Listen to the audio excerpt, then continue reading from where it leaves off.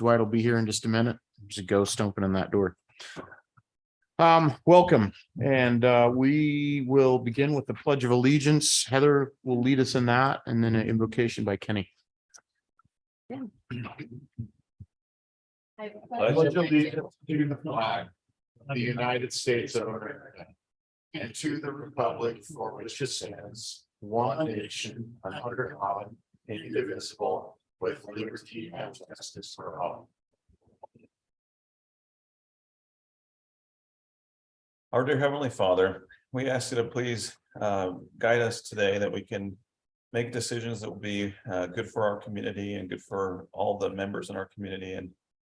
And please help us to be able to be wise in these decisions and to be able to discuss all sides of the items that we will talk about. And we are so grateful for the many blessings that we have been given to live in this wonderful city and to have the great neighbors that we have, and for the moisture that thou hast given us recently also. And we say this prayer in the name of Jesus Christ. Amen. Amen. Great. Thank you, Heather and Kenny. Well, I will entertain a motion to adopt the agenda for tonight. Aaron Hoy, I move we adopt the agenda for this evening Okay. as posted. I second that. Okay. All in favor? Aye. Great. Minutes from last meeting. And I just had one, it's a technicality. It indicates in there that I asked about the costing of the road. That wasn't me, but it isn't a substantive change to the minutes. But anyway, Oh, I thought I anybody read- else have any? I thought it was, I thought I read I Kenny. may- Maybe I just read. I think I did ask that, but I didn't. Oh, it said Jeff Coleman asked. Oh, Yeah. yeah, I think Kenny, but I thought I read it was Kenny when I was reviewing it. So I just read how I wanted to see it.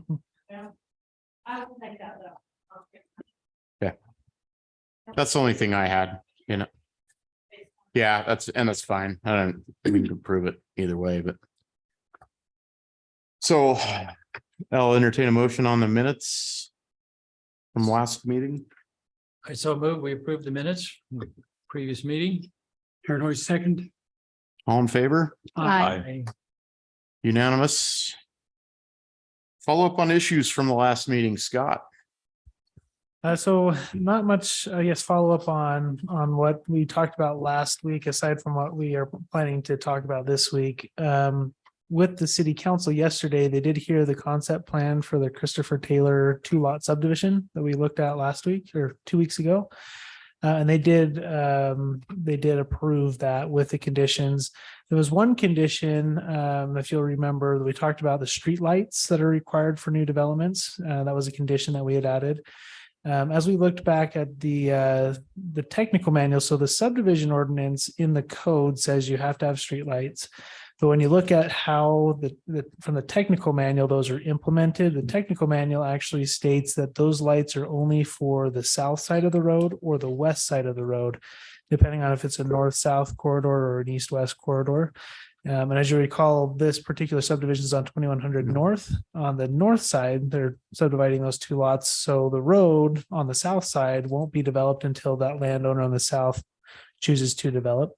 So we went ahead and removed that condition, knowing that those streetlights will go in, but when the south side of that road is developed in the future. So just FYI. So that concept plan will likely sit on the shelf for a while. The owner is still looking to see if they want to move forward, given the costs of development at this time. They may come back and, amend that concept plan to add more lots to help subsidize the cost of improvements so that it's financially viable. They may wait until more development is proposed further east of there, where that road would actually have to be 66 feet wide instead of just 26. So we'll see. I think right now the concept sits as it is with the conditions. If they want to move forward and, put the money into it to make it viable, then that's up to them. But just FYI, that's where that project will be for the time being. Does that recommendation or approval have an expiration? It does not. Okay. So that was actually a question that came up. The mayor had asked, if we approve this, is it approved indefinitely? And the answer is technically yes. but no, if they don't move forward on any of those conditions. So it just Yeah. kind of sits until those conditions are satisfied.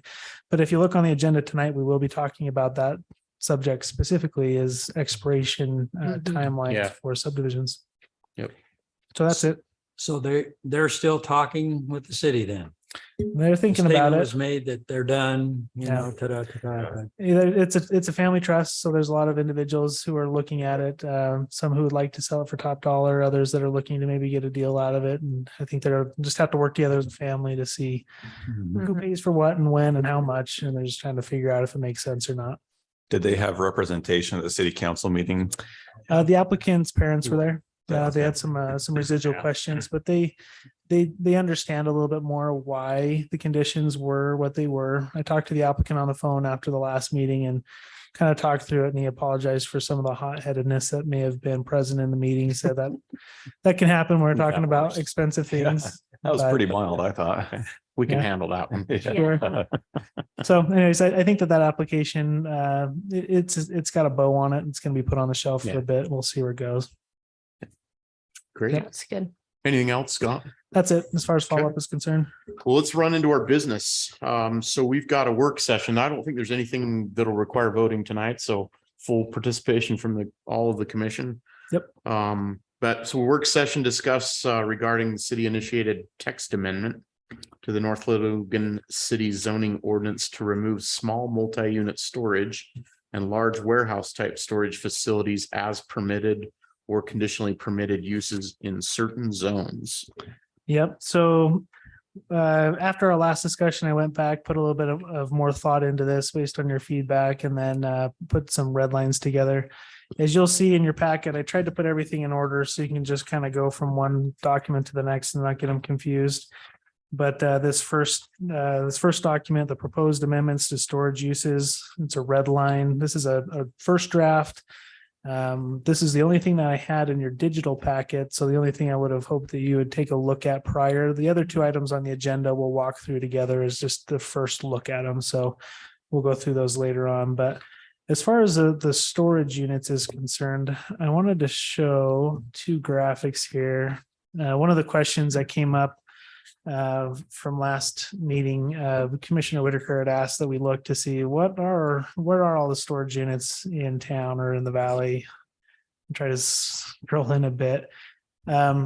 So the algorithm with Google Maps isn't the best. It's interesting because when you zoom in on certain areas, it gets better results for certain areas, and when you zoom out, it kind of picks and chooses the biggest. Maybe they pay more for their ads That's to kind of what I be wanted. featured. Yeah. Yeah. So I kind of scrolled in and out trying to figure out, where's the sweet spot. So I did the list on the right is a more detailed look at the valley as a whole, all the way up to the Idaho border, and then all the way down south to Idaho and Paradise. So roughly here are the biggest ones. You'll kind of see a smattering of them throughout town, primarily on the west end over on the south side. But we've got, quite a few. I highlighted the ones. There's two that are technically in Logan. They're right on the border with North Logan. You might confuse them for actually being in North Logan. And then two that we definitely do have in North Logan. We've got the Cache Valley storage and then the 24/7 automated storage. And let me go back and I got another exhibit that's a little bit more focused.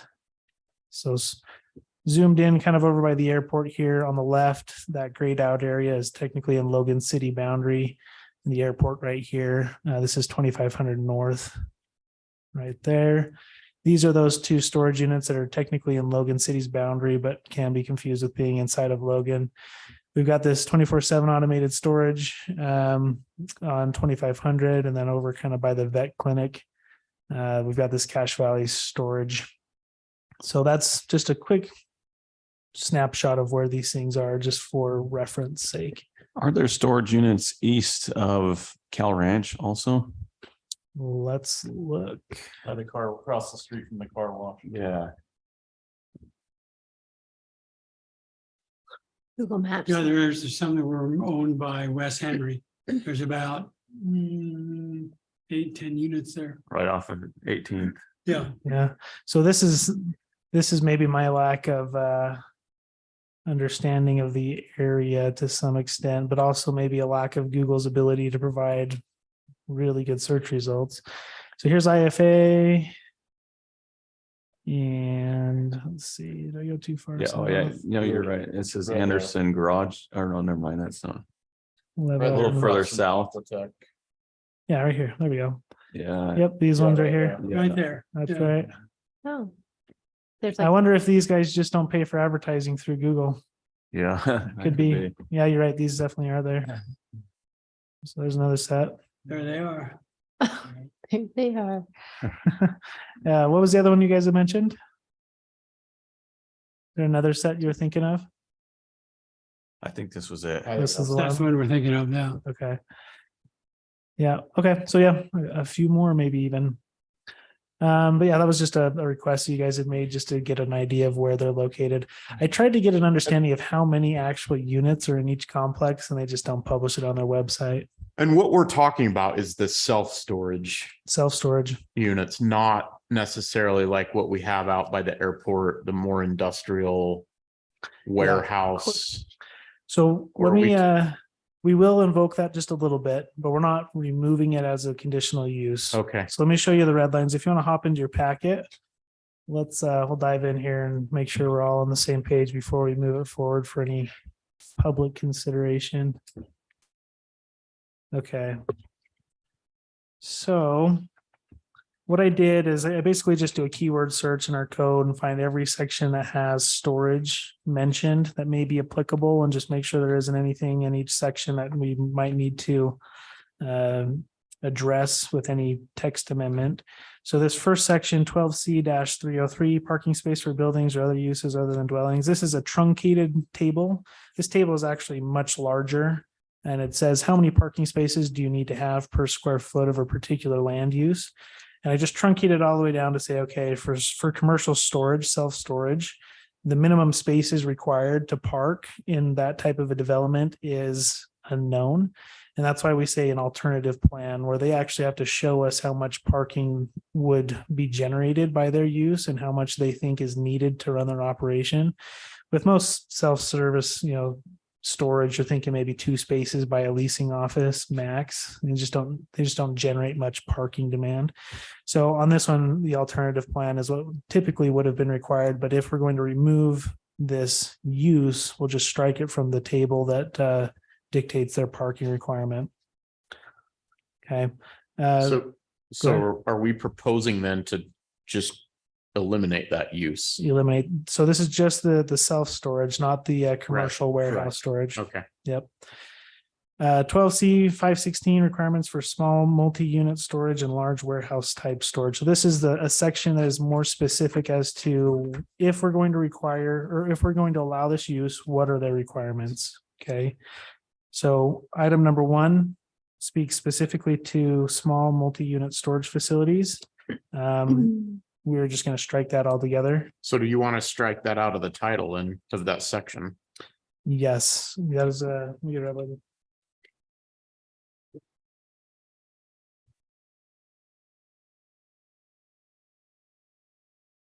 good eyes.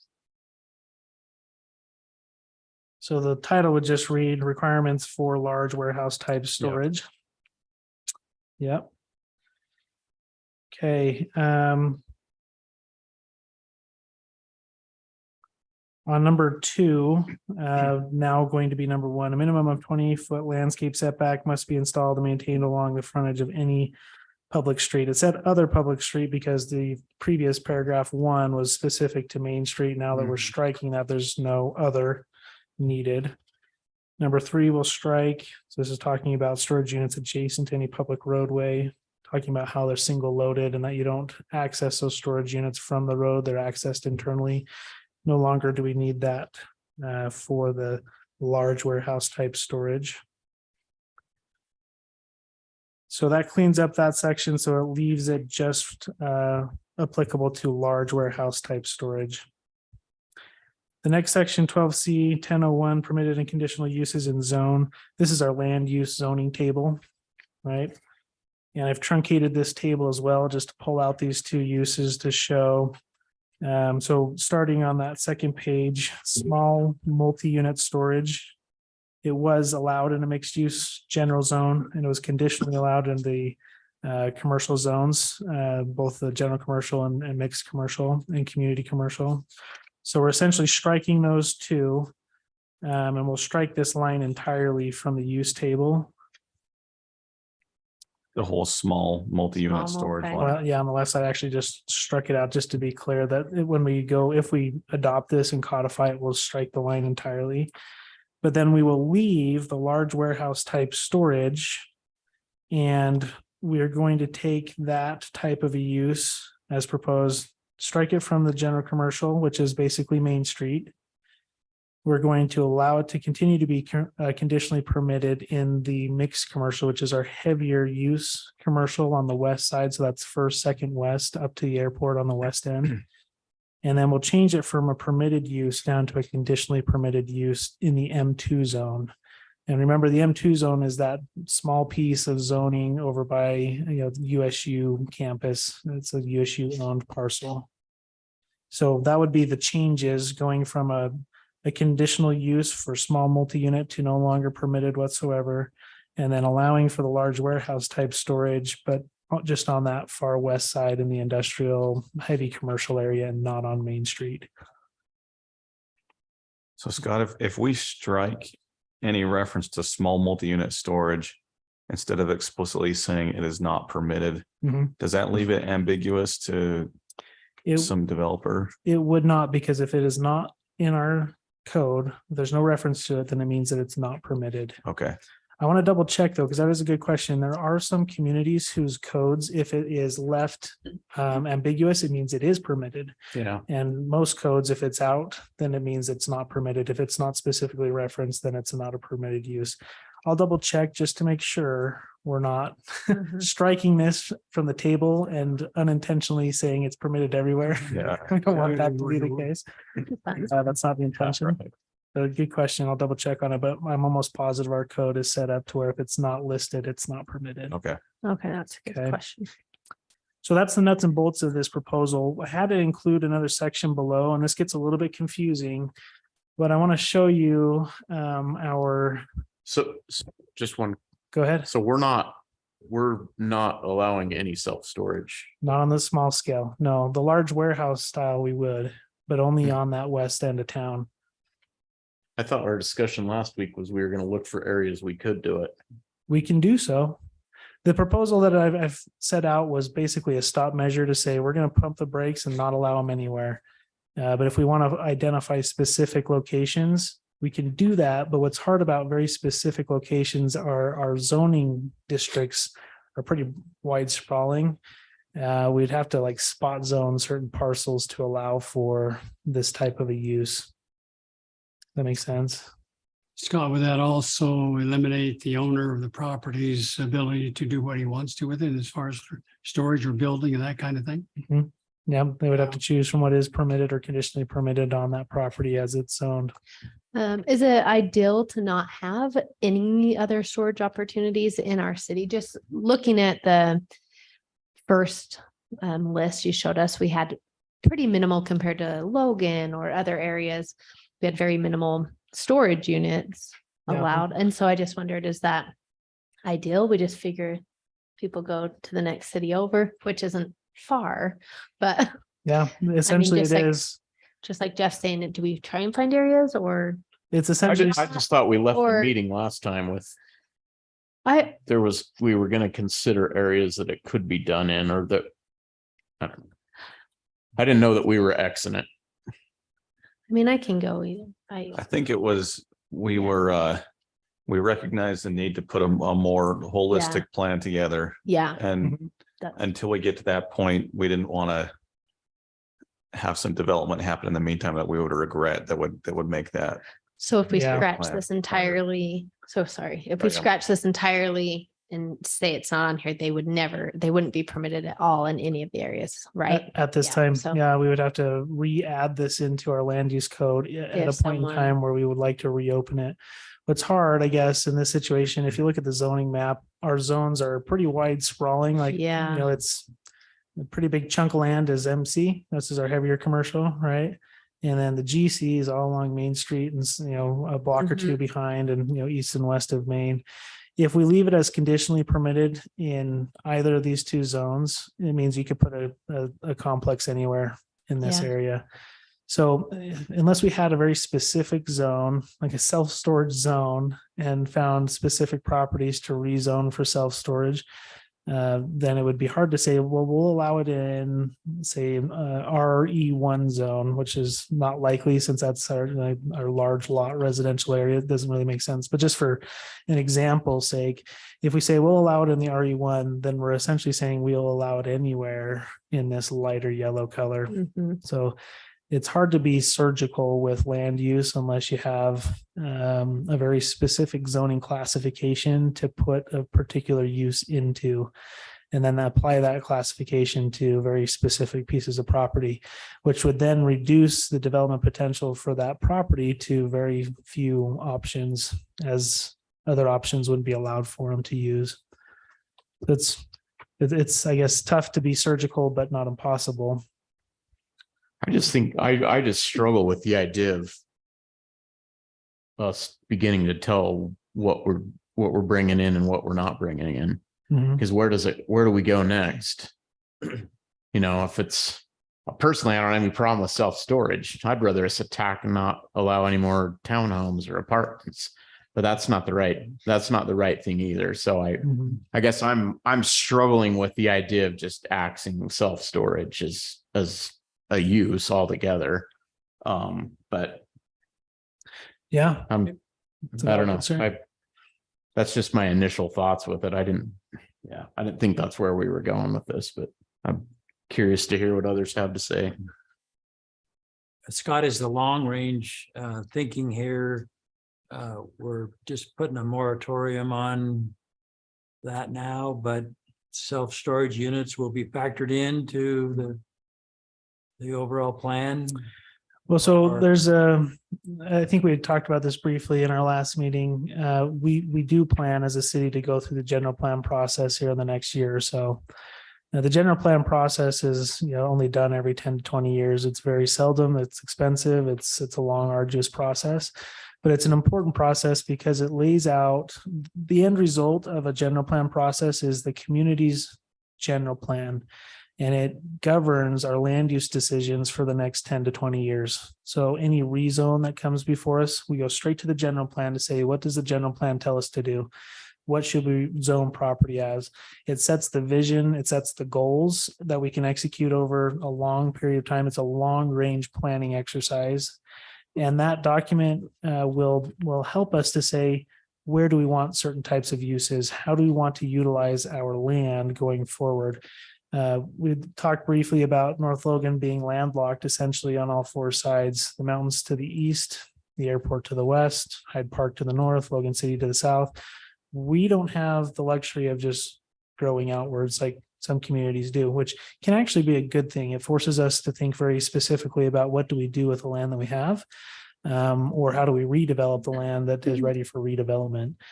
So when you look at our city as a whole, I look at it from a budgetary standpoint. I look at it to say, how many acres do we have available in these specific areas? How much of that acreage do we want to gobble up with large lot residential versus how much do we want to preserve as open space? And instead of gobbling it up in large lot residential, how much do we want to put into a smaller lot residential? But same with commercial and industrial, we need those economic drivers to help, support our tax base to a healthy level. And on the west side of town really is our critical areas for that type of development. And it is worrisome to see acres and acres and acres of self-storage come in that takes up that land for a very long period of time before it would be redevelopable. Where it could not be used for a different type of a use.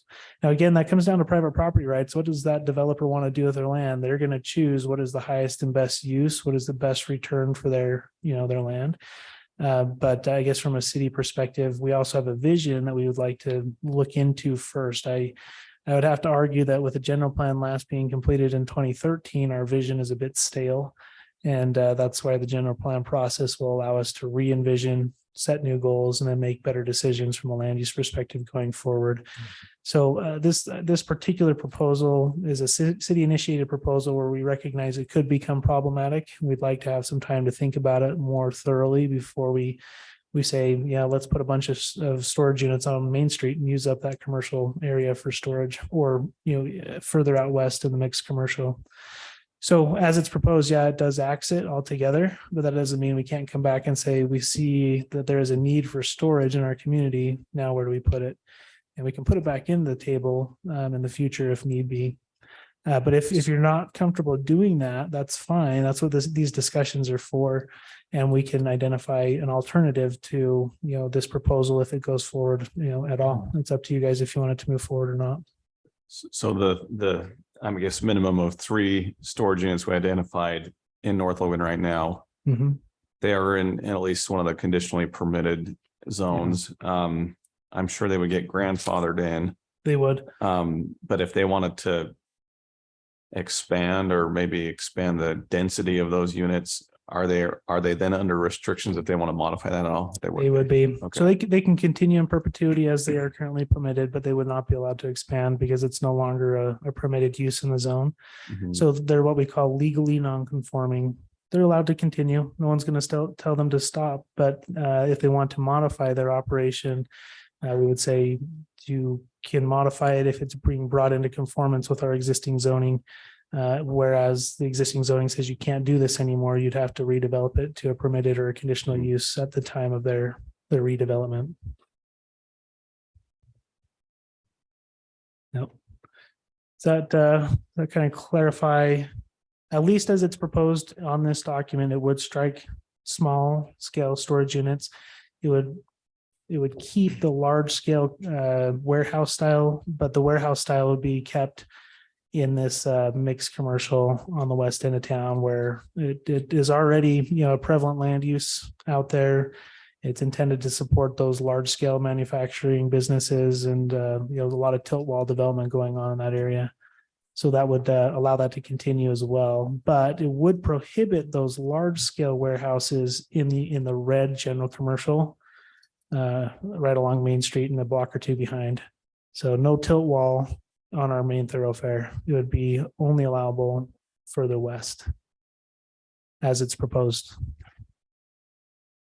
That makes sense?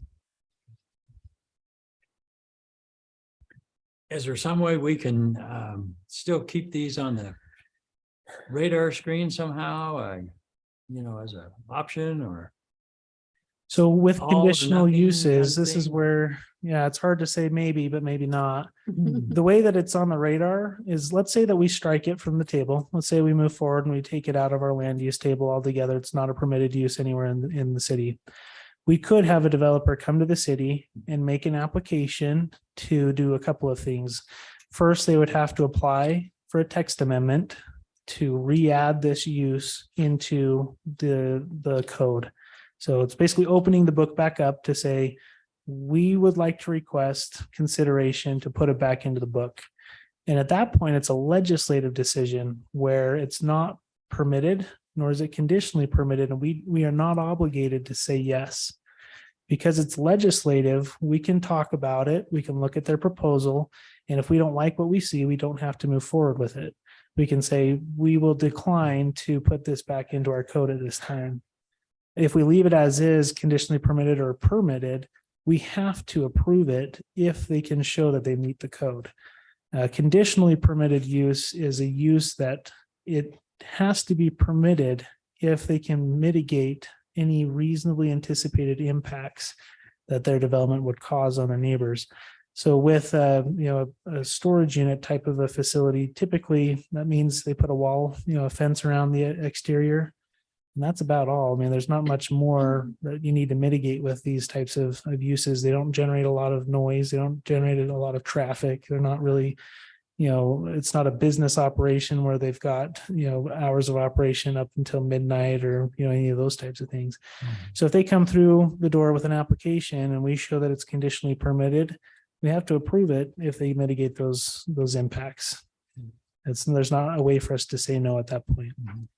Scott, as far as revenue generation goes, do the large warehouse type storage units provide more revenue to the city than the small multi-unit storage units? That's a good question. I don't have any data to back that up. But most of these tilt walls are associated with a business, at least the majority of them that we have out there right now. So think about Lazy One and some of those other businesses that are manufacturing products. They are obviously generating more revenue than just a warehouse that, they may have some tenants that are paying some rent. But that's a good question. I don't have data to support either way on that. Okay. I do know, however, it's not going to generate anywhere near as much as like a retail type of an establishment. There's no retail tax associated with it. So the proposal here, you're scratching out these large warehouse type storage from the general commercial, right? Right. All the red. All in this red here. Yep. So and so how do we specifically define large warehouse type storage? Well, let's go to the code. So I don't have any bookmarks to grab it here quick, but. Oops.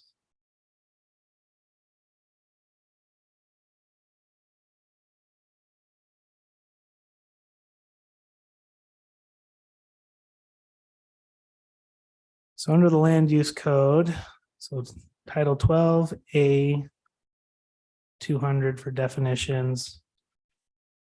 Large warehouse.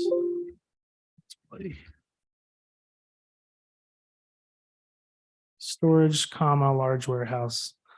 A facility under single ownership or management in which storage or warehouse space is made available for rent or lease, or the area is used primarily for storage by the owner.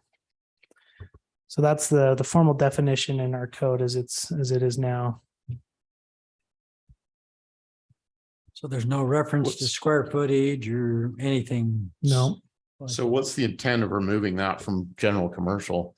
So general commercial, I think my idea in that is that we would not want to have tilt wall style large warehousing on Main Street. Now, one thing that I guess could be interesting is maybe this block behind Main, maybe that block west of my pointer here, maybe that's still something we want to keep it in. But where the zoning classification applies fairly broadly, several blocks, to the east and west of Main Street. If we take it out of the general commercial entirely, it takes it out of that entire area. Yep. So that had to be re. So I'm not comfortable with that either. Just my opinion. If we approve this, then the restriction, for example, of those 3 businesses within the city limits, The existing businesses. Mhm. Storage units, if they have space and wish to add additional units, they would not be permitted to do that That's correct. with this particular. Mhm. And They would have to stay as they are currently operating today. Yep. yeah, Can you pull up that wonder definition? about, the property rights there, and if it's everything else fits, why would we preclude them from adding revenue, et cetera, and so forth? Right. And that could be an unintended consequence or intended, because the intended good would outweigh that concern if we view that as more beneficial to remove it from all those other areas. But you're right. If we were to pass this and make it a non-conforming use, it would be saying to those folks, you may continue as your operation exists today, but you wouldn't be able to expand it in the future. That would be a consequence of if we were to do this. Yes. Even on their own property as it sits right now. Mhm.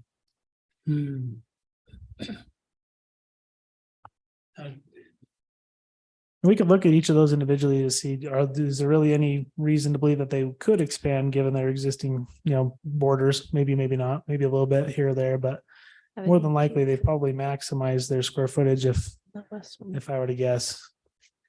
Yeah, another one. Just another potential question here. Let's say one of the current owners decided now to want to add a rental franchise from one of the moving companies. How would that be impacted here? So a rental Is that- franchise, Would that be a new business or how? it would be at least an expansion of an existing business, right? It depends on what the business is in existence today. We'd have to look at their business licensing, but are you saying if there's an existing warehouse that is not currently renting their space and wished to rent it going forward? Is that your question? Well, there's a lot of storage units that have, rental. I don't want to say a specific company, Moving but truck rental. yeah, truck and trailer rental. And I mean, that seems to go hand in glove with some of the larger ones anyway. And I just, Yeah, like a U-Haul or Yeah, a right. Penske type of a deal. You said it. It's okay to say it. I didn't want to promote one over the other. You're right. Yeah, no, that's totally unrelated. That's not storage units. So we're taking the storage unit land use. That would probably fall under a different definition of general service, or it would be a different line item in the land use table. And as long as it's permitted, then yeah, they could continue to do that or expand that use. It's just the storage unit that we're talking about from a land use perspective. Are the 3 storage units we've identified in the city all within the same current zone right now? Maybe. I don't think so. So for sure, this one here, I'll get this to reload. This one's in the MC. Mixed commercial. Okay. Okay. The other ones I believe are in the GC or CG. Let's take this off so we can actually see. Third one we identified tonight was in a different zone. Yeah, it's further south. This Farther one's south. here, right here. Yeah, that's going to be in the general commercial. That's right. Yeah, Actually, RM. This one's already a non-conforming use. That one wouldn't be allowed to expand anyways, as it sits today. What was RM? Remind me. RM is, I believe, mixed residential. Residential. RM, residential multifamily. Oh, yeah. Okay. multifamily. There's almost 4 plexes that are in there. Yeah, that's Yeah. right. Yeah. That's right. Maybe that's a really old unit though, maybe before the 2013 change it was put in. So, folks, I've got to, Okay, enjoy. okay, Thanks, Aaron. thanks, Aaron. I'm off to another meeting, so it's. Okay. Do our best. We've got a quorum still, so that's good. Yeah. Then lastly, we've got this set right here. These are in the general commercial. They don't have any room to expand even if they wanted Okay. to. So we have 3 different zones, Yep, 3 different units and 3 different zones right now. right.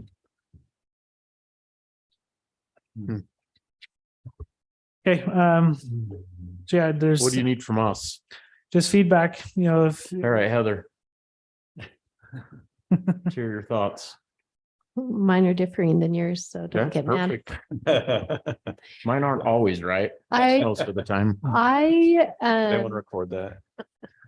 I don't have a problem with looking down the road and having this vision in place that we need to maybe reassess what it looks like. And I see the purpose and value in looking at Main Street and these main areas for that commercial use and some tax revenue. And so that's, I think, trumping in my mind some of the other opportunities of the small storage unit. That's my initial feeling, Great. just like the bigger Yeah. vision. Sure. So I definitely think that there is a community need for this type of thing somewhere. So, Yeah. Agreed. and I hate to just push that off to the 3 existing units and then make the other municipal groups take care of that. But I also see the value in a temporary moratorium, I think is how you said it, Dwight, that, until we can get our ducks in a row on the city plan. I can see value in putting a temporary moratorium in place so that as more units get put into place, it's done in a little more organized fashion than maybe then allowing a conditional use right now in any of the existing zones would probably be not as well planned out as we might want. So I guess that's probably what you were saying too. I guess I'd be okay with doing this as long as we can get to the general plan in the next year or so, so that we're not prohibiting these long-term, because I do think there's a community need for them. Right.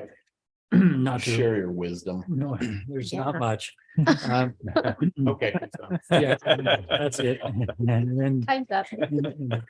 uh, not to repeat what's already been said, but I'm concerned about the existing, restricting the existing businesses, if you will, or storage units Mhm. to any further expansion. Agree with the long range. We need to take a long range look at things, but maybe need to somehow provide that flexibility for their use, better use or best use of their property, whatever that Sure. might be, but so. Okay, so I'll be really clear. I'm not in favor of the Xing. I think what we had solves the intent of this item 1 under 12C 516. No small multi-unit storage facilities or large warehouse type storage facilities are to be located any closer than 330 feet from US 91 Main Street or 2500 North.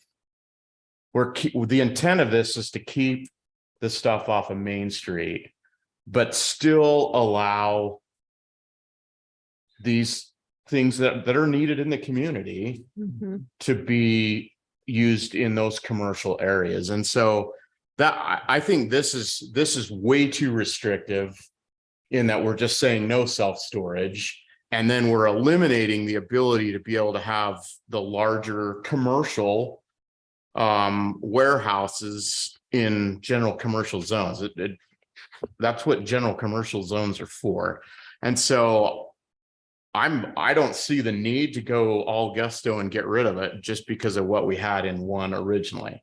Now, I am in favor of, if we want to have discussions, whether it be we come up with a zone or we come up with areas or we get a little more specific.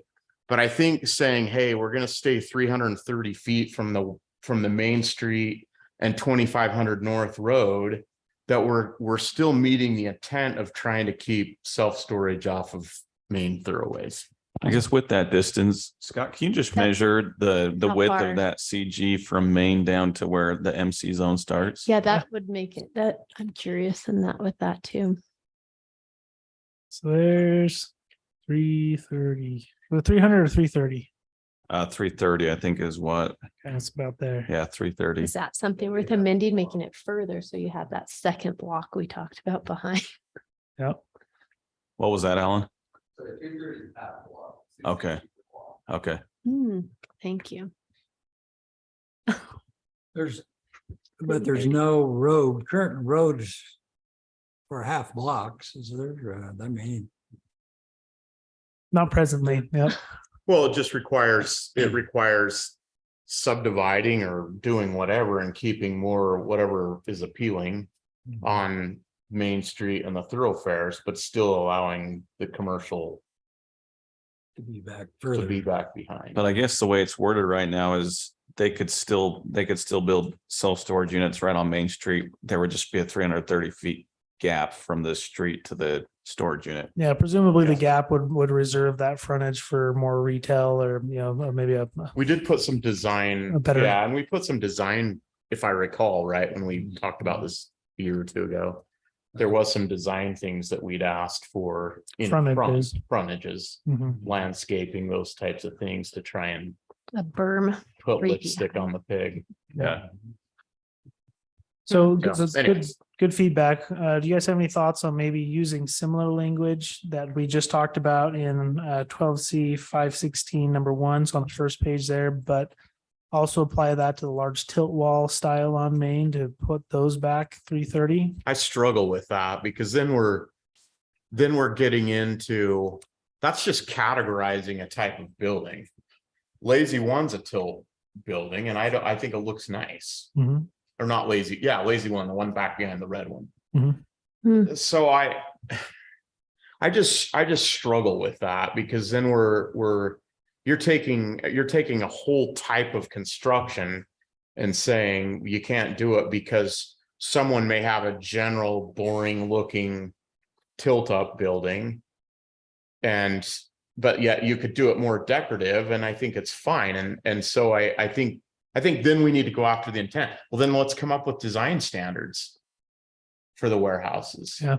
Now- If that's what the concern is with tilt ups. We No, just see I think that cost there's of- an important distinction. So we're not singling out tilt wall as a construction type per se, but generally speaking, the large warehouse style that are being used to lease for, warehousing are using a tilt wall, just given the scale and the size of them.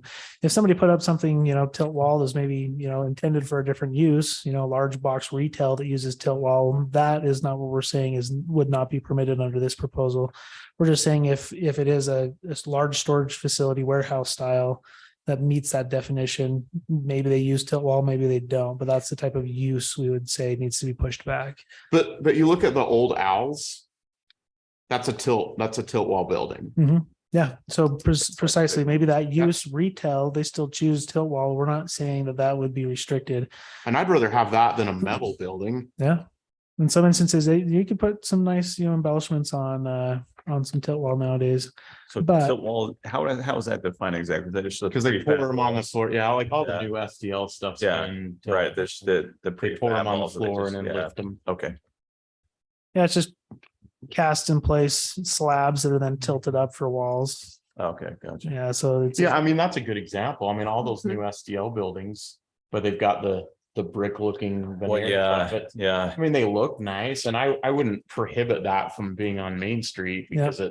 because it's poured in a slab and lifted up with a crane. Mhm. which there's no part of this that is saying you can. It's just the use. So if it meets the use of a large warehouse style, that's where this proposal would say, not on Main, not in the general commercial. It would be permitted conditionally out on the further west end. Well, you have our discussion. It's been a work session, so Yeah. So now you have to go back to work. So I guess the question is, the next step, if we move this forward, would be a public hearing with a more polished, proposal. So that's good feedback. I don't necessarily want to bring something before you that would fail. There's no point. I mean, we might as well just go through work session until we're happy with what we're going with. This is not a city initiated proposal that the city council has asked us to work on, where they would say, push it through the planning commission, get any recommendation they have, whether that's positive or negative, and bring it to us for discussion. Yeah. This was more of a, hey, we recognize this being a potential issue at the staff level. Let's propose something and have a discussion with planning commission. So there's not a push from, the higher ups to move this forward with any recommendation. It's mostly let's talk about it as a planning commission, as maybe a preemptive measure should we decide to take it. Well, thank you for identifying the potential problems, and we appreciate you bringing them before the council. So, Yep. yeah, commission. Okay, well, I appreciate the feedback. You guys have any other discussion on this? Any desire from staff going forward? Would you like to see changes? Do you want to have this go to a public hearing and have the public give us their thoughts on it? If anybody so chooses to speak. I would suggest another work session Okay, before we put it out to the public. Yeah. I guess I'm just wondering if maybe there's, as a commission, we can find some kind of compromise that meets Jeff's concerns and still kind of the intended vision that you were talking about. Like maybe you still keep a conditional use, conditional permit in the mixed commercial zone for both of these types of storage for now. Then at least you're preserving the Main Street, the Main Street vision, and giving some flexibility or something like that yeah, we on could do the that. mixed commercial side. I know that's further than 330 feet back off of Main, so We'd adjust that language if it's even So I needed, if wondered that's if you the adjust case. the feet, to 660 feet. 1260, Is there a whatever the number first there? block is, yeah. The whole block behind on that red area in our. is that Like, CG would it be zone? better Is to, that like 2 blocks worth? Because that's probably got to be. Yeah, 1200. The if you second look at last. Wolfpack yeah, Way, so maybe you do Oh, yeah, that's 2 blocks. Yeah. 2 blocks Yeah. and then 1 block. So Yeah. that's even a little more. Okay. I don't know. Oh, yeah, because that's second west on the dividing line between the mixed commercial and the CG is Yeah. second A west. little hidden there, but yep, that's Yeah, the okay. boundary You there. could say it has to be a block off Main Street or something.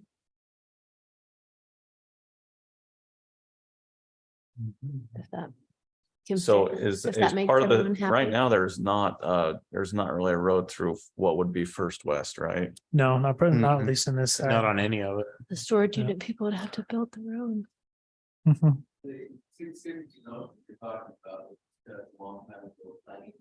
Mhm. There's been a lot of discussion about rezoning the area along just 25 Hmm. but only at a depth of 1 block. Mhm. The rest of it would remain, Mixed. MC, Ramsey. yeah, medium commercial or mixed commercial. Let's see, what is it? Always what I was thinking on manufacturing the heavy west side. commercial. Because right now, as it says that 330, I wondered if that made other, like, Jeff, would that meet your needs or your thoughts if it was like the 1 block off Main Street, but it's still allowed for Main Street to have? Well, I guess I'm struggling with the rationale behind it all. So it's to either prevent unsightly self-storage, or is it that we don't want to utilize commercial land with self-storage because there's a better economic reason to use the land? And so I guess I'm trying to get my arms wrapped around I'm very cognizant of people's property rights. Mhm. And so I'm struggling with the idea of what somebody thinks they have right now, that with the quick of a thumb and a couple of votes, they may Changes not that. have that ability, and we may not like it. But we have to be really careful with that. And so then I'm back to, why are we picking on storage units if it really is an economic thing? Mhm. Then let's do the studies and find out where do we get the most bang for our per square foot of commercial land. And then we just make everything that. And I don't know that that's the right thing either. Or then is it just the unsightly thing? So I'm struggling in general with, I just kind of feel like we're a little bit throwing the dart on the wall, but do we really have our arm wrapped around what the real problem is? Because I think there's a few. There's the unsightly thing, and I'm the only one that loves storage units. But I do understand that concern, and that's where I like the language of let's keep things off the main street, the main thoroughfare, but allow people to they've made investments in this property and still keep that. But so I feel like there's a little bit of a compromise with what was put in there before. But then I'm back to the whole economic thing. Well, then if it's the economic thing, then let's just pick what it needs to be, and then we don't entertain anything else. So I don't know. There's lots of consequences to this. This is pretty consequential in my view. And so from an investor developer perspective, I'm cognizant of just going after this because people may not like self-storage. So Jeff, you touched on a point that I've wondered, and maybe we can plan a workshop on this at some point, is how do we walk this tightrope between respecting property owners' rights to do what they want with the property and then doing what we think is best for our community, which may not always totally align. Yeah, that's And then tough. The third dimension is the economic return. To the city. That's So right. there's Yeah. Three. Yeah. Yeah, Still- that's. Alan's got. Minnie Allen would like to say, here, Alan, here and please. state your Mike. name. Your address. Yeah, your social security number. Anything else you want to share? I'm dying to hear from you all night. No, just, you guys bring up a very good point regarding property rights, which is a valid concern. I mean, everyone has their property rights within the specific zone, and they bought into that, several of them knowing that for years. There's also a notion, which is why the fence ordinance was passed recently, several years ago or 2 years ago, regarding the property rights of adjacent owners. So if you come in and you do something on your property, that's great. But then it devalues all the properties around there. You've taken away their property rights. And so this comes into play a lot more with residential. So that's why residential codes are pretty specific, because if you come in and you put something on a residential lot, you could essentially take away all the rights of your neighbor by devaluing their property beyond belief, or taking away, if it's the use specific, it takes away their ability to use their property. And so that there's also a notion in that, and we have that in some places on Main Street. I'll just tell you, because we're heavily involved in economic development, which I think is secondary to answer Jeff's question. I think economic development is secondary, because if we just wanted money, we would just put Walgreens all over the city with high-rise apartments above them. If we wanted money, that's what we would do. And so we don't zone for just money. But there is an aspect of that. I think it's secondary, but I think it's a true aspect. But to speak to that point of property rights, we've tried to attract several businesses to certain parcels in the city. And they'll come out, they'll look at them, they'll walk the site with us, and they look at what's adjacent to that, and then they say no. That is essentially taken away that property owner's right that's trying to sell their property for the highest and best use, because of the use of the adjacent property. And you can kind of envision while I'm talking through this, there are some properties like that. North Logan, where they won't come in and they won't build on it because of the adjacent use. So there's also an element of that. That's opening up a can of worms.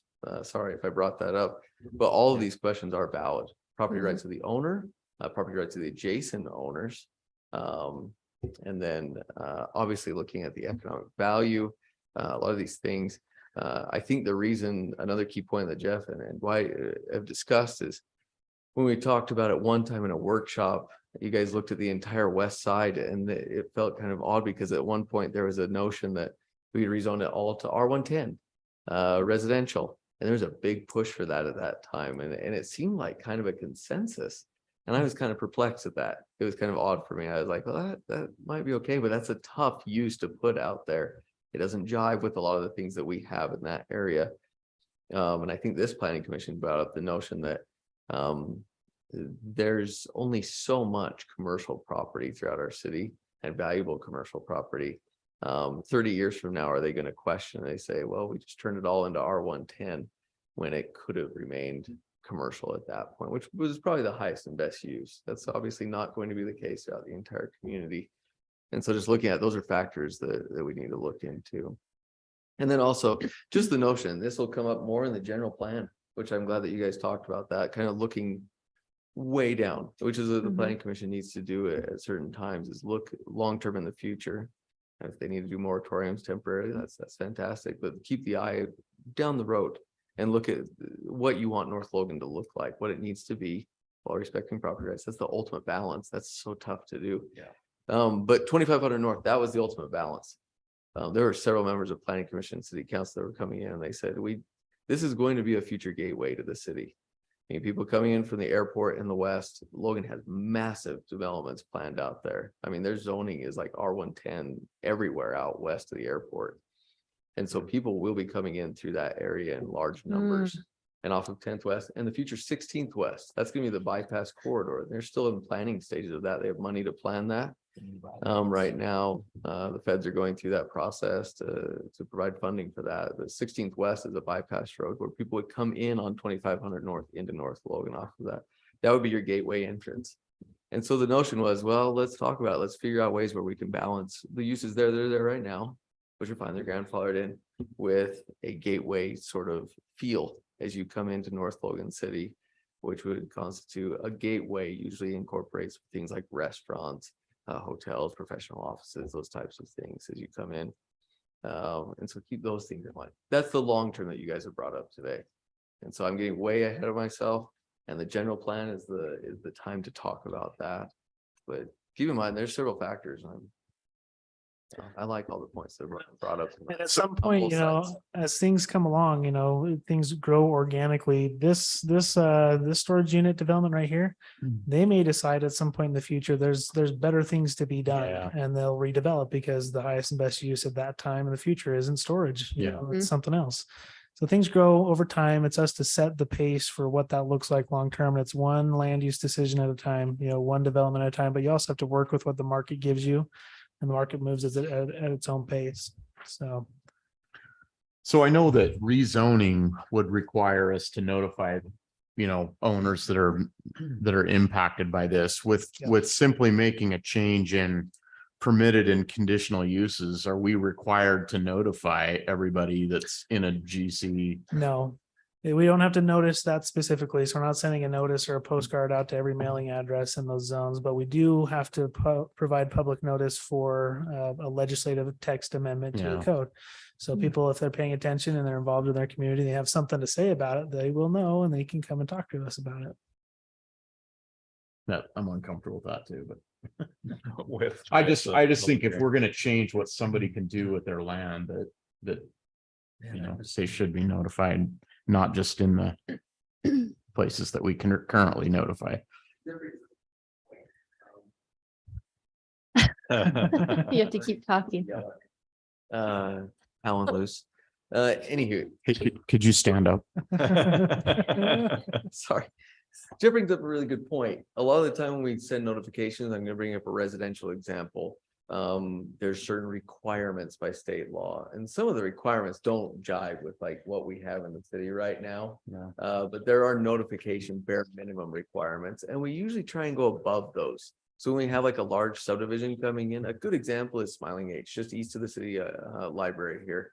When that was coming in, that was going to impact a lot of residents around there. So we don't have to do this, but we send out a notification to all of the residents within a certain diameter. We try to be specific about what they can and can't do. Like they can't just come to the meeting and stand up and say, I hate this subdivision. That's not the purpose of that. It's really to notify that this land use application is on the docket and it's being discussed and you need to be aware of that. So Jeff's point, there isn't anything that says that we have to do that. But with a lot of things, could we? Well, we might need to discuss that. That might be something that we could send out and notify people if we're thinking about things like this. With the Smiling H example, how was that notification sent out? Was that electronically or was that a physical mailer? We call it Parlant, but it's that mass notification system where Okay, yeah. people receive a phone call, text, and email. Yeah. And we can specify the radius, so we can draw a box. And we usually go out 2 or 3 blocks in a radius around the area that's affected. Now, if it's a 1 or 2 lot subdivision, we might notify. Usually people just know about that and it's not really, doesn't affect people to a huge degree. But if there's like a 5-10 lot subdivision coming in, oh, absolutely, we send out a notification to everyone. No, we don't need to do that. It's just a general practice. We want people to be informed. We don't want people to feel like the city is ever snuck things through. And we need to be clear. So in that type of a situation, it's an administrative type of a decision, right? Yeah. So even though we're notifying all of these folks so they're aware, there's not much that they can do or say in that situation to change the outcome of if a proposal meets the code, it meets the code and we have to approve it, but at least allows them to be aware of it, be informed of it. And sometimes, we have public hearings and they bring something up that could be helpful in the design. The applicant may be willing and able to work with the public and that's a great thing if they do. They're not obligated to change if they're meeting the code though. Scott brings up a very good point, and that is the code, following the code. But it's just like the notification that Marie puts together for the public hearings. When you read that notification, it says the time for dialogue is before the meetings. Meet with planning commissioners, meet with staff members, talk with them, go over everything, get all the information you can.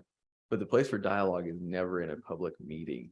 There's a place for voicing concerns, which happens sometimes when we have a public hearing for certain requirements, but it never works out well to have a dialogue, kind of like I'm having right now with the planning commission. I feel like It just it's going doesn't well. happen at public hearing. It is not the time to get to a resolution on something. That's the tough part. Yeah. A But few the- lessons learned on 3100 North too, in terms of notification and people's input. And all I love that. 3100 North. Yeah, you do. These changes Some of the would- residents didn't. Oh, we had 4 meetings with the residents on 3100. Yeah. There was no Love it. notification. I love 3100. These changes would not be just administrative, right? That we would hold the public hearing That's here. right. There would be a public hearing. We wouldn't be specific in who we notify. Not everybody would get a postcard in that zone. We would send out, the notice in the newspaper. We would post it Yeah. in various places. We put it on the Utah Public Notice website. And if we wanted to go the extra mile, like Alan had mentioned, we could send out a parlin if we wanted to get more traction on this. But state code does not require us to go to that length, but we might choose to do so depending on the type of a decision we're making. Is it conceivable that we're just overthinking this? Like maybe these landowners have no intention of putting storage units Could on be. their land. They may anyway. view their land being more valuable than storage units, and they may not propose. We do have a proposal yeah. right now that Their is land is, approved. I just struggle with making that assumption. Yeah, I hear you. Mhm. Okay. but I feel differently. All right, I put the do- boxing gloves on. I do agree that you don't want to assume. I'm not discounting that, but I also see possibly rethinking the zones. I don't know. I guess I don't know. my only concern is They're all good points. we're gonna get to the general plan, I get like a year from now. And then if like in the next year, 3 of these landowners in the red zone there all decide to put storage units up simultaneously, we'll be kicking ourselves. We'll be like, we just, the opportunity cost was realized and now there's nothing we can do about it at that point. That's my only thought. Rightfully so. But then Jeff would be happy because he would know that they got what they wanted, their intent for the land. So that would make you happy a little bit. Well, I'm just, I'm indifferent to that. I don't I know. just, it's changing these permitted and conditional use things and just It's big. being able to make that, and I know we have a public hearing, but I know how that works. That most of those commercial landowners don't know, aren't aware. Yeah. Well, And then. can so we- it's I don't know, it's big to me, but Yeah. If it's that That's fair. concerning, could we send out the email and phone if it's that big of it, just so they know about the public, make them more aware well, than I just. the think that usual? would be a thing that, I would want. them Because, to know, because but- then, I mean, there's a lot of parcels of land that fall in that. yeah, That's why this is pretty big to me. so maybe that helps us feel like we're doing our due diligence and notifying people. Yeah, Yeah, because I'm right. like thinking then that maybe, And that Notifies shows- everyone. And I think that shows good faith on the part of the city. Yeah. We're trying to inform the public and keep them involved. And- instead of it a sneaky thing behind, like maybe how Jeff feels like we're changing this without making sure everyone feels, I mean, you can't make everyone happy, but I mean, I don't know what you do and then someone comes in and says, well, you're taking away my rights. I yeah, bought this with the intent to put right. these amazing self-storage units on there. Air conditioned and All-to-all. everything heated. Temperature It's a good control. point. You make good At points. 331 feet off of Main Street. Half a block. Now I know. I guess maybe where I was involved in the 330 feet discussions. That I just feel like we're just like further and further and further getting more restrictive and I like 660. yeah. So, I mean, if that's the case, then let's start defining what businesses we allow in the city altogether. Because that's where I feel like we're at. Mm. What's that? You can't? Is that what you said? He said we already do that. Oh, yeah, well, but yeah. Let's get really specific. Walgreens, I wanted, Costco on Arm. more car washes. Maverick. Okay, well, I appreciate the feedback. Gives me some Wow, food we for did not thought, get not done by necessarily definitive directions. but- What are we supposed to do with this? That was only 1/3 of the topics. All right, anything else on that one? No, well. Okay, just- let's do another work session. That's cool. You can't. Oh, come up here and speak. Please stand up, Alan. Please say your name in the microphone, Alan. Okay, let's talk about parking surface materials. Okay. Okay, this one I think is pretty straightforward, but I thought the last one was somewhat straightforward, so we'll see how this goes. Proposed parking surface amendments. This was actually a request from Public Works within the city. They've had some issues with people interpreting our code and thinking that an improved surface isn't the same as we think it is. So there's already some language in our code that is pretty specific that you're supposed to have, asphalt or concrete paving. So in this next packet, you'll see there's a couple of things in here. This is an initial red line that I read through with Jordan Oldham, our Public Works Director, who's had this concern. He feels that this proposed amendment will solve the issues he's been having. As you look through here, highlighted in yellow is where our code already is fairly specific in saying that, paving of parking surfaces is to be done through asphalt or concrete. And then I've gone through and I've added some more red lines to various sections of the code that have any reference to paving or I should say parking, to be more specific, to say that the parking is supposed to be paved asphalt or concrete. Now, one thing that as I was looking through this is a minimum. So you have to have a minimum number of spaces for certain types of uses, and that those minimum spaces be concrete or asphalt. If, for example, you own a property and you have additional spaces behind you to the side, RV pad, that's not necessarily what this is addressing. It's addressing the minimum parking for the use, and that minimum parking be paved asphalt or concrete. So as you look through this packet, we have, short-term rentals. If you have a short-term rental conditionally permitted at your residence, you have to have, a minimum number of additional parking spaces for that use. And we've added some language to indicate that parking should be paved.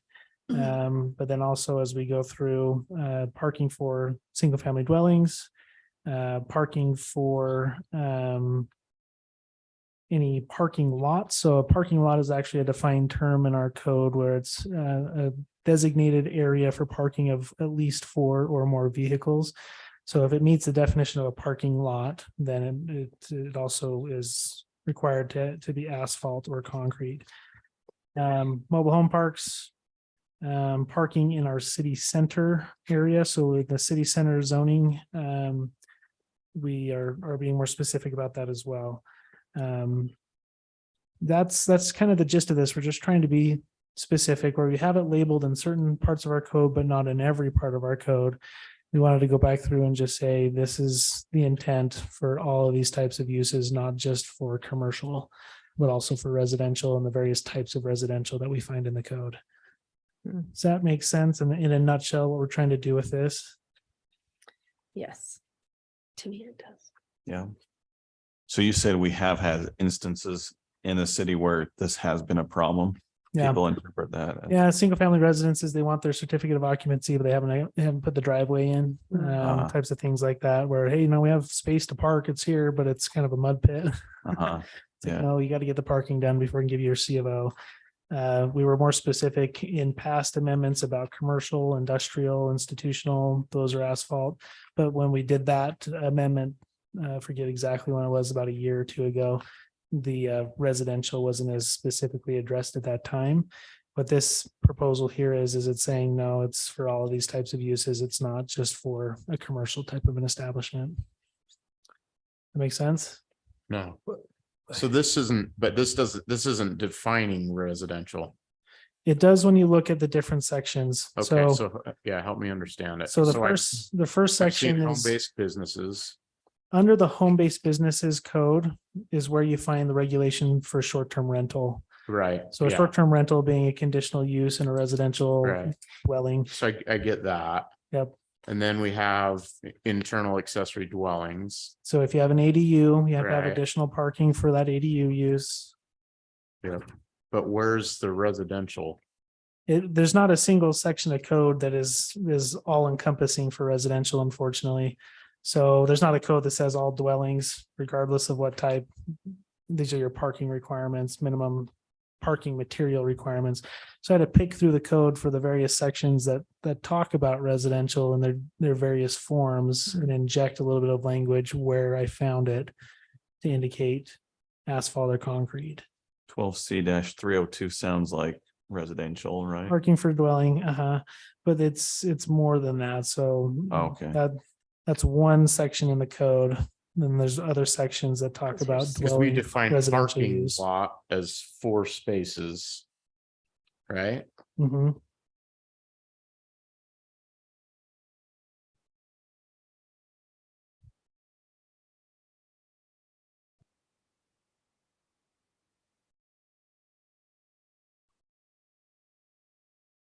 What's the reasoning for a redlining just above the 12C 302 parking space and then Yeah, so. off-street parking required, then redlining that second paragraph? Yeah, so that second paragraph was the previous language. I went ahead and just struck it and rewrote it. As I tried to inject this little bit of language, it made more sense to write the sentence anew. It just didn't read very well when I injected it into the existing sentence structure. So what you see stricken below was the original language, and what you see above in blue underline is that language plus a little bit more, just rewritten for better clarity. So just as a note, this is more restrictive than the fire code defines So this fire isn't, access road. this isn't roads. We're talking. just I the know parking that, but I'm spaces. just telling you that it's more restrictive than the fire code defines a hard packed road. Uh-huh. As far as its So- ability to weight bearing capacity, 75,000 pounds.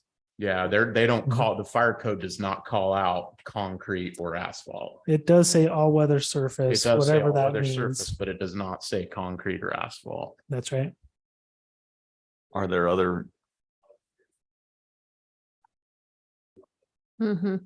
are there examples of other all-weather surfaces that wouldn't be asphalt or concrete?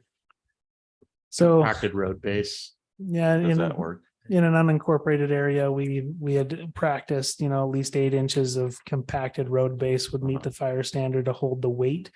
But when we talk about all weather surface, you try to plow a road like that, it just erodes and it, creates potholes, and it's Yeah.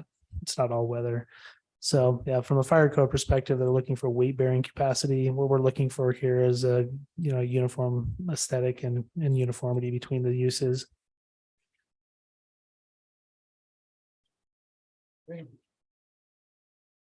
So in this case, making these changes, these proposed parking surface changes to the code, does that require a public hearing also? It would, it's a text amendment. Yep. Yeah, okay. Okay, comments, discussion? Concerns by anybody? Voice them. What do you? Move Okay. forward, I guess. I think that Head on makes sense. down the. I liked the or clarity, concrete not. fence road. Spelled it out. I think that. Full does- sign. I see how this- Okay, next item, work session regarding subdivision vesting and expiration. Yep. Okay. So what this is, I've got a couple of pages in here and I don't expect us to read through all of it, but what I wanted to do is just pull out the language that exists under state code and the language that exists in our code with regards to subdivision approval timelines and vesting of rights. Okay. So in this first packet, I pulled out 2 sections of the state code. The first, so pages 1 through 3 or 4, the first half of this packet is with regards to land use applications. So a land use application could be a subdivision, a conditional use permit, and an accessory dwelling unit, those types of uses that have to come before the city for approval. If, for example, we have an application, anybody comes through our door and says, I'd like to apply, let's just use a conditional use permit for an example. I want to apply for a short-term rental in my home. We say, okay, that in our land use code says you can do conditionally permitted. So you need to submit for a conditional use application, which comes before the planning commission for approval. If they submit an application and the application is complete, we would say, okay, we will review that based on our existing code as it sits today. And you are vested under the language as it exists today. So let's say that they submit their application this week. And then let's say that we adopt some text amendment 2 weeks from now. They would not be subject to the language that comes down the pike unless that language is very specifically addressing their use or their application. And that language was already in the process. We call it pending legislation. So it gets a little bit confusing in our code or in the state code where let's say storage units, for example, we're working on maybe amending the storage unit ordinance, okay?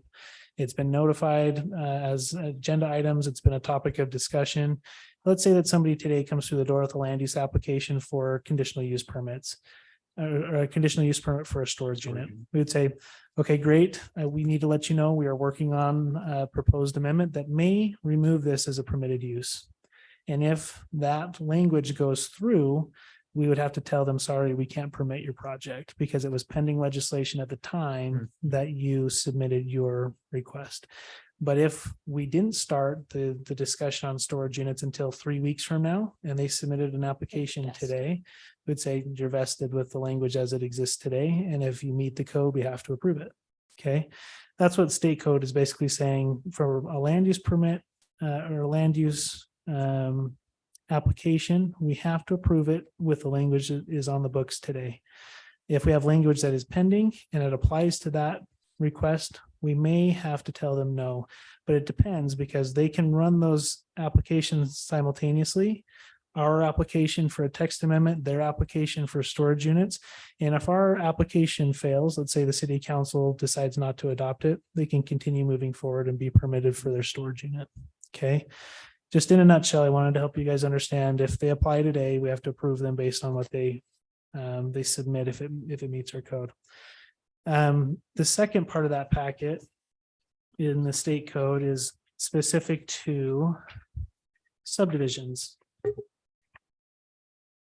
And it's very similar where if they apply for a subdivision, we would apply our language as it exists today.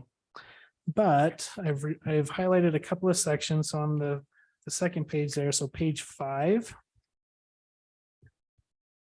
It says subject to subsections 4, 6, and 7 above, or sorry, below. This is subsection 3. If the plat conforms to the municipality's ordinances in this part and has been approved by the Culinary Water Authority, the Sanitary Sewer Authority, and the local health department, if the local health department and the municipality consider the local health department's approval necessary, the municipality shall approve the plat. So it's basically the state is saying if it meets all those requirements and those entities approve, then we have to approve the plat. Okay. Hop down one more page to page 6.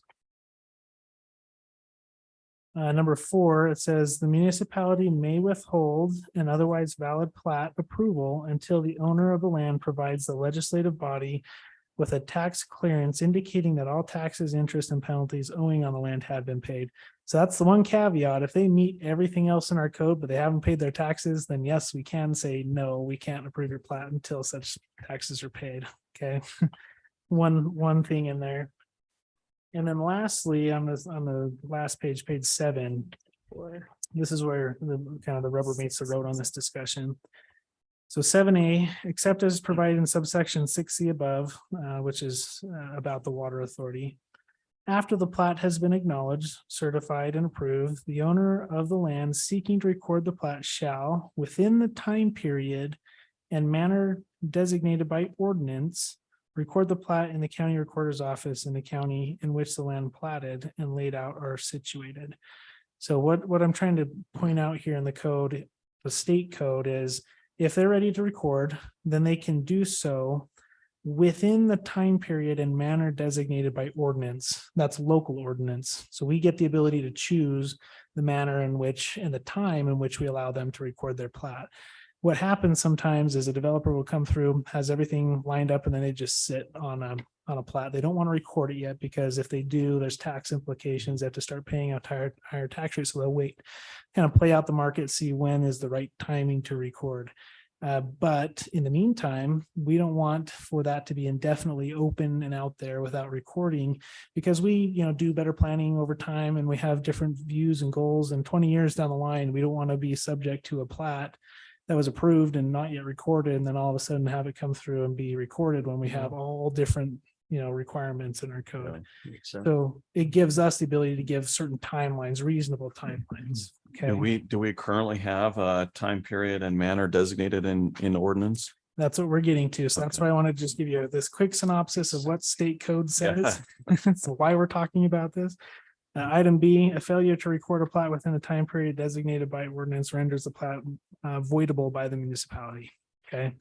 So the state basically has told us the local land use authority can designate when these things need to be done by, or we can void them. Okay. Hopping over to the second packet, these are just snippets out of our code, our zoning and land use code. I pulled out conditional use permits on the very top just to show we do have a time frame for conditional use permits. So they're at the top 12C-510 time limit. The conditional use permit shall be null and void 1 year after approval unless substantial work has been accomplished towards its completion. So if we approve a storage unit facility, conditional use permit for storage units today, they would have 1 year from today to make substantial effort towards completing that. We have one sitting on the shelf that actually is set to expire in about 2 or 3 weeks, and it will expire. They'll have to reapply if we have the language in our code that still allows them to reapply. Okay. So that time limit is already in our code, but what I wanted to get to and what I realized as I was reading through the code is in our subdivision ordinance, we do not have an expiration timeline for concept plans, both residential and commercial institutional. So we have those two different platting options, whether it's residential or commercial. They go through a very similar process where we have a concept plan, a preliminary plat, final plat. So we don't have a timeline on concept. So we could grant a concept approval and it just kind of sits out there, somewhat vague as to when it would expire. But if does ever. having a concept plan that never expires, does that benefit the landowner at all? Because before they can do anything, they still need to get a development plan approved. They'd have And to move on. And then at that point, we could say, in the meantime, these ordinances have changed. Yeah, I think you're right. I think we could say, look, you guys have not recorded a plat. You have not gotten to the finish line and things have changed. Sometimes things change in their benefit. Sometimes they don't change in their benefit and it's more restrictive. And so they may argue, no, we're going to stick with this original concept plan because it was probably better for us because the language has since changed. And then the city would probably be, well, no, we've changed those for a reason. We'd like for you to comply. It's just better to have very specific indicators so people know if I'm going to submit for a concept plan, I've got a year or two or however much we want to give them to move forward. If not, we would say, okay, it's expired. Let's say that just an example, the concept plan is approved today. We give them 2 years or a year and that time period expires, but nothing has changed in our ordinance in that time. We would just say, okay, reapply, nothing's changed. Okay, you're reapproved pretty quick and easy because there's nothing else to review it against that is new. But if something has changed, it gives us the time to say, nope, it's expired. You need to rework the concept to bring it into conformance with the current code as it may have changed in the meantime. So that's what I wanted to get out there in our code. I was a bit concerned to see there is no concept deadline. So just to make sure I understand, so if we approve a concept plan right now, it's open indefinitely. But if they sit on that for 2 years and they come back and say, all right, now we're ready to proceed. And then we show them the ordinances that have changed, they don't really have the choice to stick to that concept plan because we won't approve their development plan if it aligns with their original concept plan anyway, right? You're right. Yeah. Okay. So that's where the gray area kind of comes in, where if it's gray, it's hard for us to say yes, no, kind of opens you up. There is language in the state code that says if there's ambiguity, you have to err in favor of the applicant. Okay. So it's best just to be very specific to say, no, I mean, you may be right, but let's just say the code says you need to go back and reapply. If you reapply and nothing's changed, okay, you just have the same concept as you had before. Okay. But that, you're probably right in that thinking of, well, you got to move forward to the next step and you haven't made it to the next step yet. And the next step will kind of self-limit what you can do. But we do have deadlines for both a preliminary plat and a final plat. And as you'll see in here, it's 12 months for each of those. Okay. So if they get a preliminary approval, they have 12 months to submit a final plat. And once they submit a final plat, they have 12 months to record that final plat, which is the finish line. So we do have those, and those are pretty standard. 12 months is typical what we see in most places. The last page I have there in front of you is just a quick example of subdivision application expiration timelines. Logan City, their ordinance is they just have a final deadline, 12 months after they get a final approval. So if they have a final plat, they have 12 months to record it. They're not as, clear in theirs. Providence City is actually a model I think is pretty clear to read, easy to understand concept. If they didn't move forward with any reasonable diligence, then it's expired. Concept plan, 1 year. Preliminary plat, if they don't move forward with reasonable diligence, which is actually language from the state. And so they've got concept, prelim, and final, where they have those deadlines for all of those steps. Cache County, they have a 1 year period. And they're very vague about theirs. They just say administrative land use decision, be whatever decision that may be, subdivision, conditional use, whatever it happens to be. And then Weber County, this is what I was familiar with, what I came from. They use 18 months as their timelines. One thing I skipped past in Providence City, they have a 5-year timeline to move forward with each phase of a multi-phase project. So if they have like a 5-phase subdivision, they have that 1 year to get that first phase recorded. But after that first phase is recorded, they give them 5 years between each phase. Yeah. So they really draw that out to record each phase of their subdivision after that. Mhm. Most other communities, it's a year between phases, 18 months at the most. So what I wanted to bring this up to you for was I recognize we don't have that deadline very well defined for our concept plan. And I'd like to bring a proposal that has a timeline on concept, whether that's 12 months, 18 months, 2 years. It would be nice to just define that and have that clear in our code. Is that, I know I rushed through that quickly. I know there's a lot to think about, but does that make sense? Do you guys have any questions about why we're talking about this? No, this makes Do it. perfect sense. I think we need the language. Done. Okay. Yeah, it seems Mhm. reasonable to 1 have, year. to be consistent with everything else for 12 months, 1 year. That's what I would say too. 12 months is kind of the consensus. That seems like it fits Reasonable. in. Or if we me. need a little bit more. Okay. Just depends on if we need. It also helps the city from a tracking and just keeping an eye on various things. If they expire, it's nice to just set it aside, say it's expired. We don't have this indefinite list of projects over 10, 15 years that are open-ended. That also Say, seems to be a reasonable length of time too. Yeah.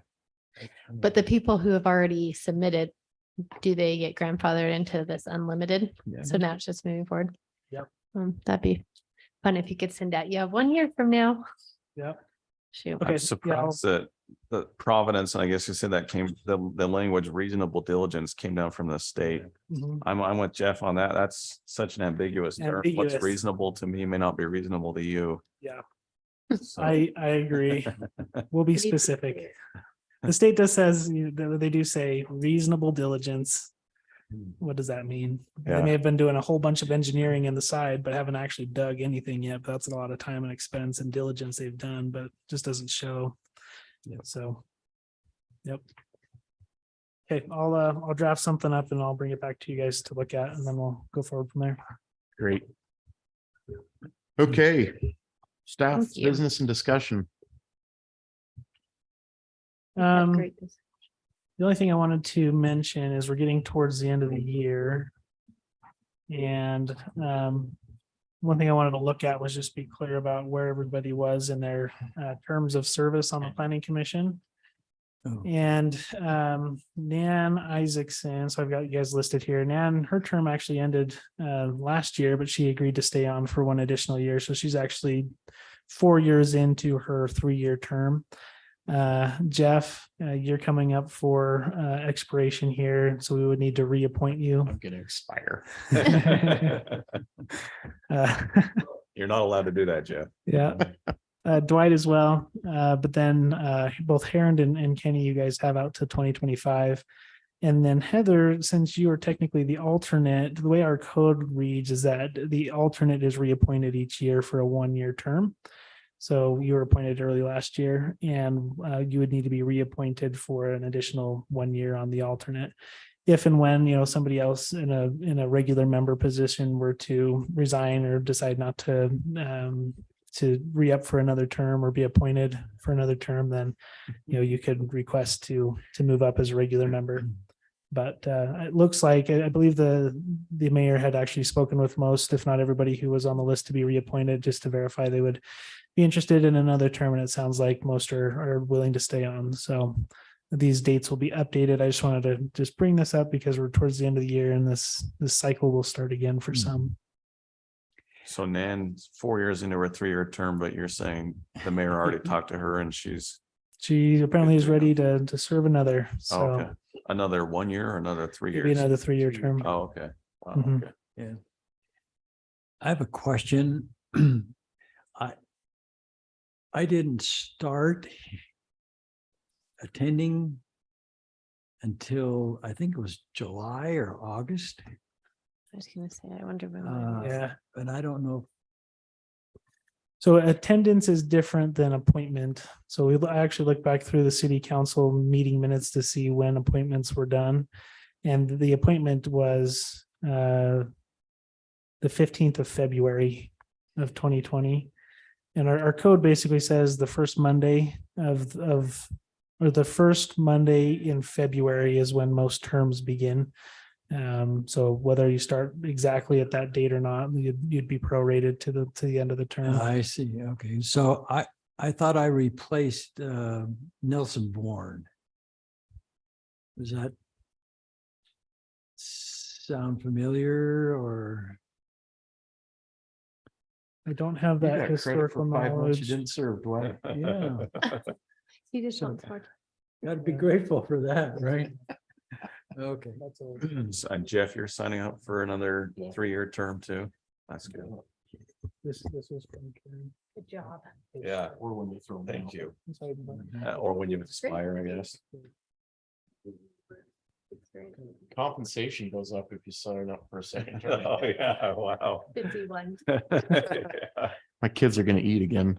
Guys, I just wanted to just make sure you guys were aware of this. Okay, great. I have mentioned in the past, planning commissioner training, we need to have, a certain number of hours per year. We're getting towards the end of the year, so maybe just we'll start in earnest January 1 and we'll track, make sure we're getting our training in for 2023. Okay. And I'll bring that up next year. We can start off on a good foot. That's it. That's all I had from a business perspective. Okay. Commissioner business, what do you guys got? I think Helen's got something. Scott already, Does anyone have anything? Okay, now, Oh,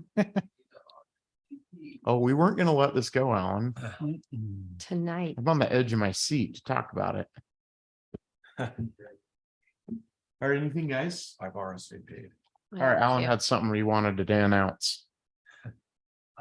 That was it. Okay.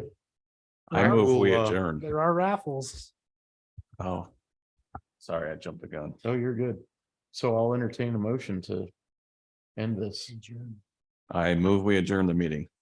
second. All right, all in favor? Aye. Dwight? Dwight? Aye. Aye. Aye. Aye. Oh, we're gone. We're out of here. Thanks.